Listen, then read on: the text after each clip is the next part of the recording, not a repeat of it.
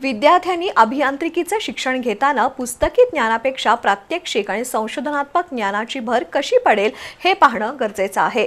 परिक्रमा हा उपक्रम विद्यार्थ्यांच्या संशोधन वृत्तीला चालना देणारा असून विद्यार्थ्यांनी त्याचा लाभ घ्यावा, तसंच त्यांनी वेगवेगळं संशोधन करून करिअरमध्ये यशस्वी व्हावं असं प्रतिपादन कोल्हापूरच्या प्रादेशिक परिवहन कार्यालयातील सहाय्यक निरीक्षक चंद्रकांत माने यांनी केलं।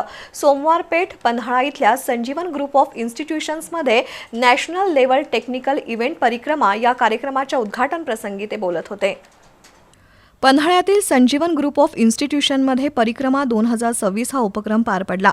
त्यामध्ये शोध निबंध सादरीकरण, पोस्टर सादरीकरण, प्रकल्प सादरीकरण, बॅटल ऑफ सी कोड कॅडमेनिया, ideathon, shark tank, box football या स्पर्धांचा समावेश होता। या स्पर्धांमध्ये कोल्हापूर जिल्ह्यातील अभियांत्रिकी कॉलेजच्या 1200हून अधिक विद्यार्थ्यांनी सहभाग घेतला होता। कार्यक्रमाच्या अध्यक्षस्थानी विक्रमसिंह आबिटकर होते।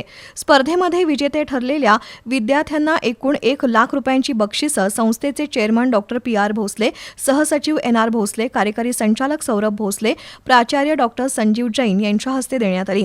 कार्यक्रमाचं आयोजन प्राध्यापक राहुल नेसकर, प्राध्यापक सम्राट बाबर, प्राध्यापक विशाल पवार यांनी केलं होतं।